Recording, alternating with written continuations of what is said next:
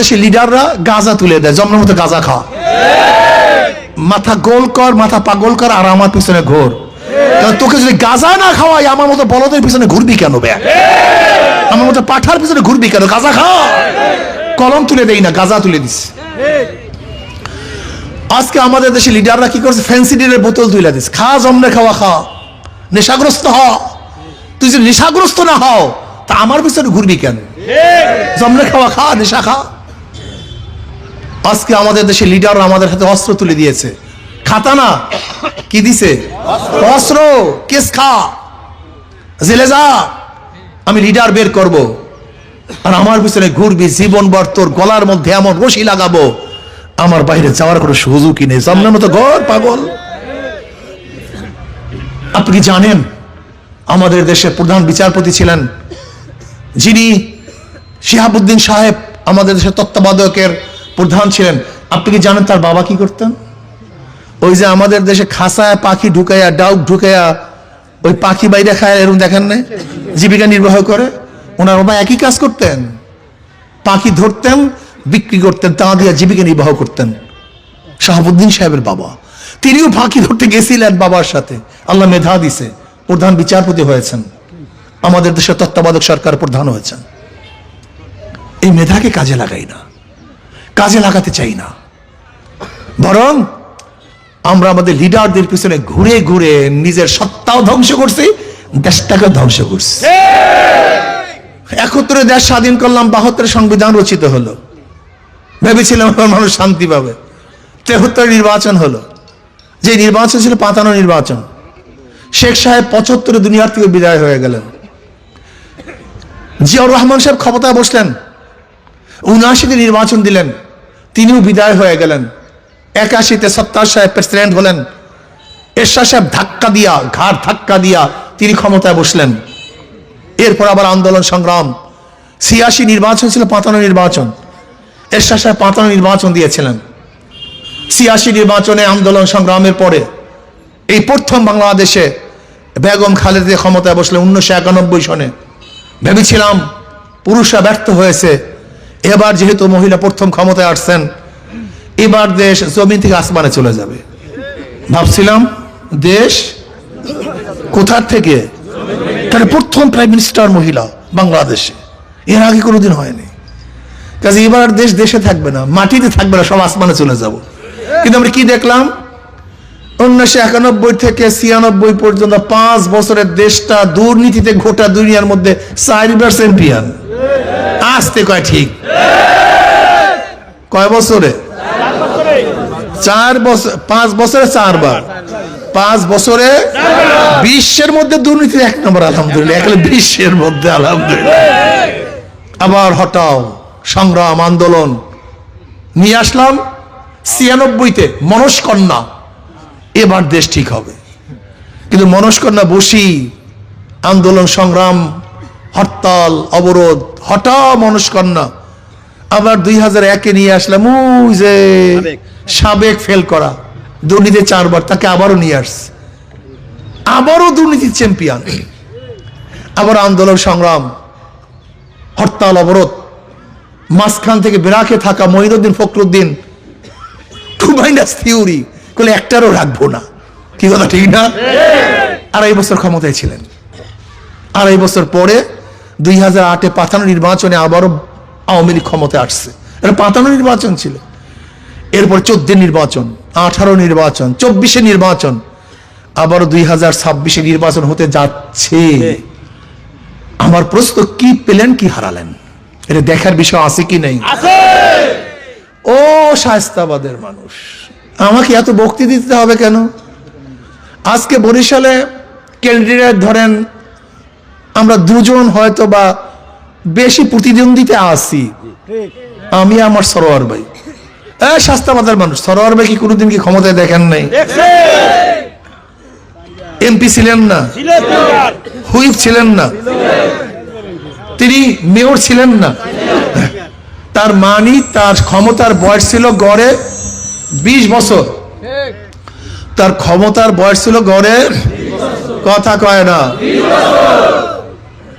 শায়েস্তাবাদের মানুষ। আর কি দেখবেন তাকে? বলেন 20 বছর তো দেখছেন,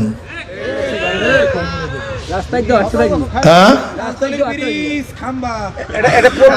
আমার কথা হইলে একটা ব্রিজ, এই যে শায়েস্তাবাদের ব্রিজ 17 বছর পরে ব্রিজ করছে, সেই ব্রিজটা কমপ্লিট করতে এর পরেও যদি আমার বক্তৃতা করতে হয় আপনাদের কাছে, আমি মনে করি সেই পাথরের কাছে বক্তৃতা করলে ওরা কথা শুনতো, এই গাছের কাছে বক্তৃতা করলে গাছ আমার কথা শুনতো। আমার মনে হয় তখন ছাগলকে পড়ালে ছাগল আমার কথা শুনতো। এই মানুষ রূপী এই মানুষরা না বিবেক আছে না বুদ্ধি আছে। যখন আমার জুয়ান বয়স ছিল 1 লাফ 5 হাত দূরে যেতাম, এখন বুড়া বয়সে 100 হাত যাব না? হ্যাঁ কথা কয় না বুঝলেন। জুয়ান বয়সে লাফাই তো 5 হাত, আর এখন লাফাবো 100 হাত।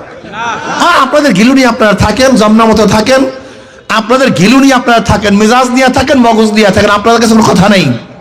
কিন্তু যেই যুবক সন্তানরা আসো, যেই মুরব্বীরা আসো, যে মা বোনের ঘিলু আছে মাথার মধ্যে ঘিলু, যাদের ঘিলু নাই তাদের কাছে আমার কোনো বয়ান নাই, তাদের কাছে কোনো আমার বক্তৃতাও নাই। কেন ঘিলিহুন মানুষকে বুঝায় কোনো লাভ নেই। যেরকম লোহাকে যতই টাকাবেন টন টান মানে যেই সেই, এদের কাছে বয়ান করে লাভ নাই, তো এরা কোনোদিন পরিবর্তন হবে না। তাকে 20 বছর দেখেছেন, একটা পোল করতে পারে নাই। শায়েস্তাবাদে কি করছে সবাই সাক্ষী। ওনাকে পরীক্ষা করার কিছু আছে বলে আমি জানি না, কিন্তু আমাকে পরীক্ষা করার আছে কি নাই? ওই দাঁড়ায় যারা আছে পরীক্ষা করার ব্যবসা আছে কি নাই? আমাকে পরীক্ষা করার বিষয় আছে, আমি পরীক্ষা দেইনি এখনো। তবে যেই ছাত্র নিজের কনফিডেন্স নাই সে ছাত্র ভালো রেজাল্ট করতে পারে না। যেই খেলোয়াড় নিজের কনফিডেন্স নাই সেই খেলোয়াড় ভালো খেলতে পারে না। কিন্তু আমি আমার আত্মবিশ্বাসী, ইনশাআল্লাহ আল্লাহ যদি আমাকে কবুল করে, বিগত দিনে যে ক্ষমতাবানরা যা না করেছে আমি তার চেয়ে ভালো কিছু করতে পারবো ইনশাআল্লাহ। এই বিশ্বাস আমার মধ্যে আছে, আলহামদুলিল্লাহ এই বিশ্বাস আমার মধ্যে আছে। কেন? আমি চোর না, আমি ডাকাত না, আমি বদমাশ না। যেখানে টেলিফোন করব আশা করি টেলিফোন শুনবে। যে লিডাররা আছে বাংলাদেশের বড় বড় দলের প্রধানরা, তাদের কাছে মোবাইল করে না, কিন্তু আপনাদের এই সন্তানের কাছে বাংলাদেশের যে কোনো বড় বড় লিডাররা আমাদের কাছে মোবাইল করে। অন্যান্য লিডারদের সাথে বন্ধুত্বের সাথে আচরণ করতে পারে না, কিন্তু আপনাদের এই সন্তান বাংলাদেশের যে লিডারই হোক না কেন তার সাথে বন্ধুত্বশীল আচরণ করতে পারে।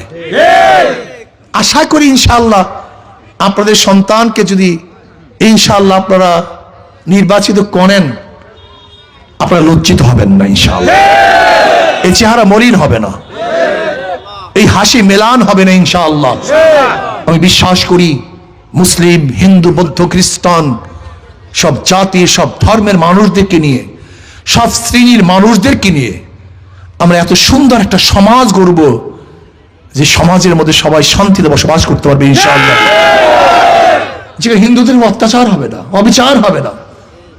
লিখে রাখেন ইনশাআল্লাহ, আমাকে যদি আল্লাহ কবুল করে, এই আমার কনস্টিটিউশনের মধ্যে একটা মিথ্যা মামলা থাকবে না ইনশাআল্লাহ। মিথ্যা ভাবে, অন্যায় ভাবে কোন মানুষকে হয়রানি করার সাহস কোন প্রশাসন পাবে বলে আমি মনে করি না ইনশাআল্লাহ। সে শক্তি আমার আছে ইনশাআল্লাহ। আমি তো আর অন্যায় করব না। যদি কোনো প্রশাসন অন্যায় করতে যায়, আমার বড় শক্তি এই জনগণ। ঘেরাও করবো ওদের সব জায়গায় ইনশাআল্লাহ। কেন আমার ভাইকে তুমি গ্রেফতার করলা, কেন তাকে নির্যাতন করলা, এটা কোনো ব্যাপারের মধ্যে মনে নেই। আপনি কি জানেন ক্যান্টনমেন্ট কিন্তু বড় শক্তি না, অস্ত্র বড় শক্তি না, সবচেয়ে বড় শক্তি কারা? বিশ্বাস হয় না? ব্রিটিশের কাছে অস্ত্র ছিল কিন্তু জনগণ ছিল না, থাকতে পারেনি। কথা কয় না?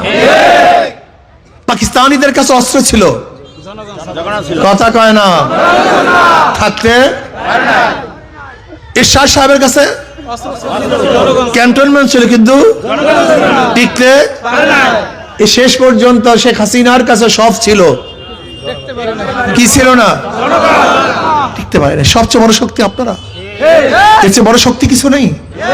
আমি বিশ্বাস করি ইনশাআল্লাহ একটা বার আপনাদের সন্তান এই চরমনায় শাস্তাবাদ তো একই ভাই রে, একই জায়গা ইনশাআল্লাহ। এই শাস্তাবাদ থেকে শাস্তাবাদওয়ালার তো চ্যালেঞ্জ দিয়েছে চরমুনার চেয়ে বেশি ভোট দেবে, যাই কিনা। আমিও বিশ্বাসের বলছি না, চরমুনাইবাসী যে শাস্তাবাদরা বলছে চরমুনার থেকে বেশি ভোট দেবে, কিন্তু আমরাও ইনশাআল্লাহ শাস্তাবাদের থেকে চরমুনাই বেশি ভোট দেবো ইনশাআল্লাহ। আচ্ছা, আপনার চ্যালেঞ্জ তো নিলেন না ইনশাআল্লাহ? কি শাস্তাবাদ বেশি ভোট দেবেন ইনশাআল্লাহ?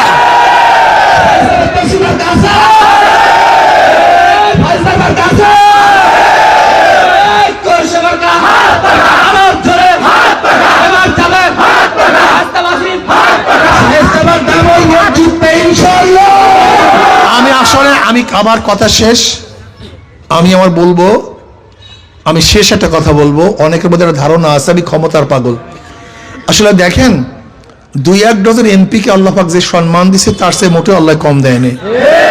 খেয়ে পরে ভালো থাকার জন্য যে অর্থের প্রয়োজন আল্লাহ যথেষ্ট দিয়েছেন। তারপর এখানে আসছি কেন? দেখেন, আমি এখানে 1000 বছর কথা বললেও সেটা কিন্তু আইন হবে না, কিন্তু সংসদে 5 মিনিট কথা বললে আইন হবে।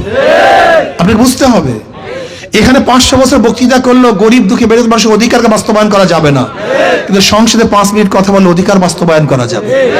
আমি এখানে 1000 বছর কথা বললে কোরআন ও সুন্নাহর আইন বাস্তবায়ন হবে না, কিন্তু সংসদে 5 মিনিট কথা বললে আইন বাস্তবায়ন হবে। এখানে 1000 বছর কথা বললে এদেশের টাকা বিদেশে পাচার করা বন্ধ করা যাবে না, কিন্তু সংসদে 5 মিনিট কথা বললে বন্ধ করা যাবে। এই স্টেজ আর সংসদের স্টেজ এক স্টেজ না, এই চেয়ার আর সংসদের চেয়ার এক চেয়ার না, এই অধিবেশন আর সংসদের অধিবেশন এক অধিবেশন না। আপনাকে বুঝতে হবে, ওখানে আমি আমার জন্য যেতে চাই না, ইসলামের জন্য, দেশের জন্য, জনগণের জন্য যেতে চাই। কাজে এই কাজটা শুধু আমার না, এই কাজটা আমাদের সবার। কাজটা আমার না, আমাদের সবার। মাত্র কয়েকটা দিন, আজকে কয় তারিখ? 12 তারিখ নির্বাচন, মাত্র 5 দিন। 3 দিন আগে তো, 2 দিন আগে তো শেষ, কাজই শেষ। এই কয়টা দিন প্রত্যেকের কাছে যান, যারা কমপক্ষে কাস্টিং ভোটের শায়েস্তাবাদ থেকে 95% কাস্টিং ভোটের ভোট পাই ইনশাআল্লাহ। দেবেন কেন অন্য কাউকে? আপনি যে দলই করেন না কেন, যেই প্রার্থী আজকে নির্বাচনে অংশগ্রহণ করেছে সে শাস্তাবাদের জন্য কিছু করতে পারে নাই, কাজে সে আবার ভোট দেওয়ার যোগ্যতাও হারিয়ে ফেলছে, দিতে পারে না। ক্লিয়ার কাট কথা, লাল কার্ড দেখিয়ে দেন। তোমরাও করো নাই, আমরাও ভোট দেব না ইনশাআল্লাহ। লাল কার্ড দেখিয়ে দেন। যদি আমিও কিছু না করতে পারি, ভবিষ্যতে আমাকে লাল কার্ড দেখাই দেন। ক্লিয়ার কাট কথা। আপনারা লাল কার্ড দেখান শুরু করেন, আমরা সোজা হয়ে যাব। আর যদি দেখে যত আকাঙ্ক্ষম যা করি, খালি সালাম দেবেন, আকাঙ্ক্ষম বাড়াইতেই থাকবো, মোটেও কমাবো না। আসুন ইনশাআল্লাহ আগামী নির্বাচনে সর্বোচ্চ হাত পাকে ভোট দেবেন তো ইনশাআল্লাহ।